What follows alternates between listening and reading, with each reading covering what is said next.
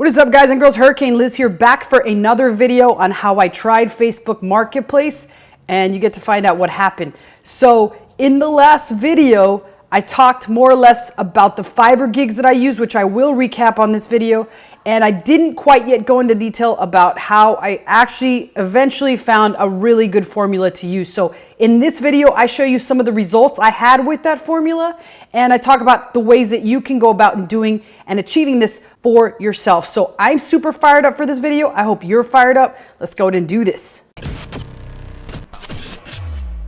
All right, so last time around, I spoke about a couple things. Let's first just quickly recap. The first was the people that I tried on Fiverr. So I'm going to quickly go through those and show you guys, that way you know who to avoid and who did a decent job of working, but then who just did a flat out really crappy ass job. And then after that, I'm going to show you guys eventually how I came across to run into somebody that was actually working on this.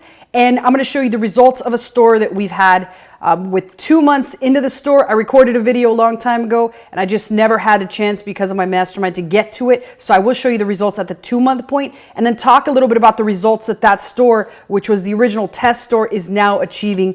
And then we'll go on and talk about some other accounts that he is managing. So first and foremost, there was a couple of gigs that I tried. This guy I still have not tried, and I will give it a shot just because I do believe it is important to constantly be testing people out. But I will say this much: I've had zero success using Fiverr for many different reasons. If you want to see all of those reasons, go back and take a look at the video that I did film last time, which was the first part of this video series. This guy was just such a shitty communicator that I just refused to work with really shitty communicators. After all, I'm extremely busy, as most of you guys know, but every single time I do offer to take an automation call where you could talk about Walmart and or Facebook or Amazon, which my email is below. If you do want to schedule one of those, they are free.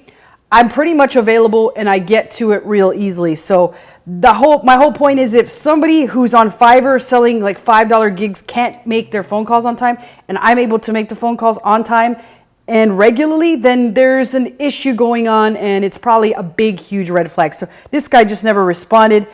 Then we had this guy right here who I did hire, and he just turned out to be really bad. He disappeared. His cousin got COVID first, then he got COVID, then he came back and he tried to work on the store, but I just ignored him because, again, he just disappeared. If he doesn't have employees and he's literally doing this out of his own house by himself, then there's a red flag. And then this guy who did do a decent job of at least putting listings up on a day-to-day basis. He put listings up every single day, but they were really bad listings since overall there was only 2 sales. So again, not a very good result. And so then I just basically put the call out and I made a couple calls to some friends in my network, and I came across a good friend of mine who's already been doing this. This is the store that he was working on that he's done a pretty solid job. So let's go ahead and review what's happening on this store. Like I said, I recorded this video about a month ago. It was at its 2-month point. It's had over 100 orders in a 3-day period. And this was a store where he kind of started it all. So it was his store, and you can see all these that are blurred out are actual sales. And it's primarily one big product. And it's not really a big product. What I mean by big product is that product just lit fire, and he sold multiple versions. So right here, when he goes over to your sale, you'll see that there's a pending balance of $1,311.50, but there's still 100 orders that need to be fulfilled. When those orders get fulfilled, then that balance will be more like $2,700. So the amount that Facebook owed him was on or around $2,700 at this point. And you can see each unique and individual orders right there.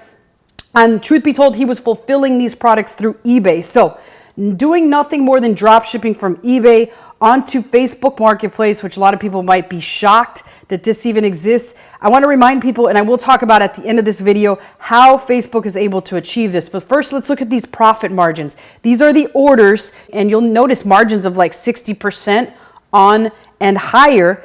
And again, $1,300 pending balance. So really good results overall. You'll see all the messages that he's been receiving because people will have questions regarding the products that you have available for sale on the account. So you will have to provide that element of customer service.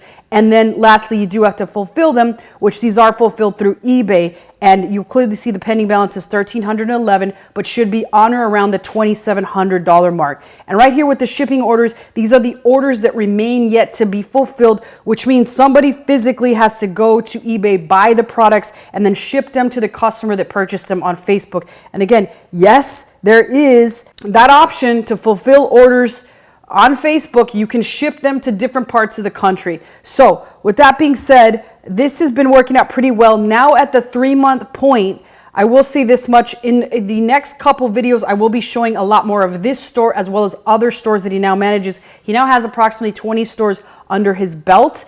And the real great thing about this is that the primary store, which is still the store that he's working on, is at about $200 in total profit a day. So that's only at the 3-month point. That store is only going to grow and grow. However, I will say this much, with Facebook, there is a plateau. So Facebook, unlike Walmart and or Amazon, you can't grow to like 100K a month unless you run some ads. So those tests with the ads are yet to be run. They're yet to be fulfilled, but they will be coming in the near future. So there is, again, the possibility that you can run a product up to the 100K point, but you do have to run ads. The way that it's being done here on this particular store and all the other stores that he's managing is with just natural organic traffic, all coming through the Facebook marketplace, which leaves me on kind of leaving you on a high note. Some of the reasons why you'd prefer Facebook over Walmart and or Amazon is a couple big reasons.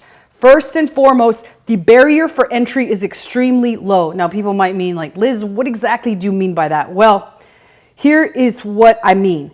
I mean that when you sign up for an Amazon and or Walmart service, what happens is that you have to wait and you have to get approved to even be able to open the store up on either platform.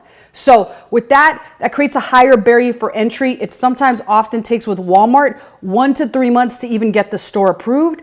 And with Amazon, it takes about 5 to 6 months to consistently age the store until you get to the point where you can start to sell a lot. If you don't age that store consistently, you could immediately be suspended and or shut down and then cause just all sorts of problems for your store. So it takes a while to age and get approved on each of those platforms. With Facebook, that store opens up immediately. You pretty much get on a call, you get onboarded, or you decide to do it yourself.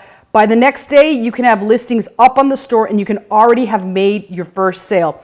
And as you saw, those 100 orders that were pending over the course of 3 days are all primarily one product. So when you do find the right product, that product can sell like hotcakes. And the second biggest reason that Facebook is so much more attractive than Walmart or Amazon is just the fact that you get and you see deposits into your personal banking account every single day. Right here, he's owed $1,311.50. Yet about $2,700 in total would have been owed if he had fulfilled all the remaining 100 orders. So again, a lot of times you can really find somebody that's excelling at this just because they put their nose to the grindstone and they decided to do the work themselves.